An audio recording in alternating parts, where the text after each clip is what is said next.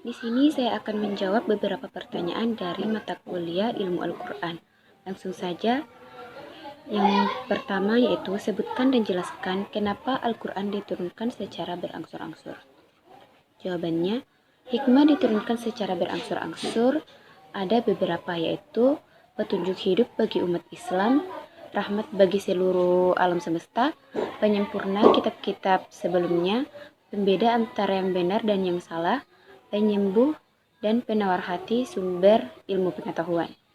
Al-Quran diturunkan secara berangsur-angsur agar umat Islam mudah memahami dan mengamalkan sesuai konteks yang sudah ditafsirkan oleh para ahli tafsir, dan menguatkan Nabi Muhammad SAW sekaligus menjaga hafalan dan keaslian isinya.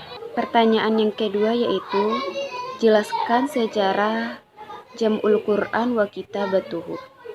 Jawabannya, sejarah penulisannya Al-Quran berawal pada masa Nabi Muhammad SAW ketika wahyu diturunkan kepada beliau melalui malaikat Jibril.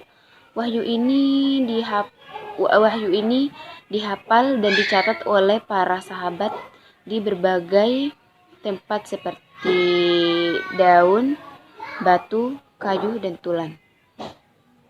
Setelah wafatnya Nabi Muhammad, di masa pemerintah Khalifah Abu Bakar, Al-Quran dikumpulkan dalam satu mushaf untuk mencegah hilangnya wahyu akibat banyaknya para penghafal Al-Quran gugur dalam perang Yamamah. Dan pada masa Khalifah Utsman bin Affan, mushaf itu disalin menjadi standar resmi yang dikenal sebagai Mushaf Utsman untuk mencegah perbedaan bacaan di berbagai wilayah Islam, dan sejak itu menjadi rujukan umat Islam hingga sekarang. Yang ketiga, jelaskan apa yang dimaksud dengan munasabah Al-Quran dan berikan contohnya. Munasabah Al-Quran adalah hubungan atau keterkaitan antara satu ayat dengan ayat lainnya. Contoh, munasabah Al-Quran surah Al-Fatihah dan surah Al-Baqarah. Dalam Al-Fatihah, kita berdoa meminta petunjuk ke jalan yang lurus, yaitu ihdinas siratal mustaqim. Surah Al-Baqarah kemudian dimulai dengan menjelaskan bahwa Al-Quran adalah petunjuk bagi orang-orang yang bertakwa.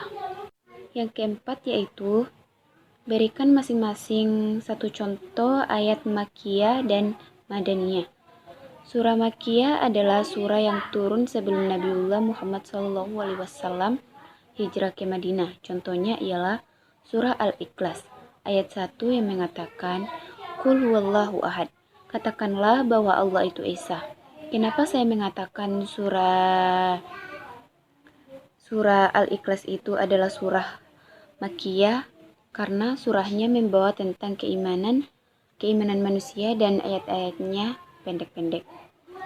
Surah Madaniyah adalah surah yang turun di Madinah sebelum Nabiullah Muhammad SAW hijrah ke Mekah. Contohnya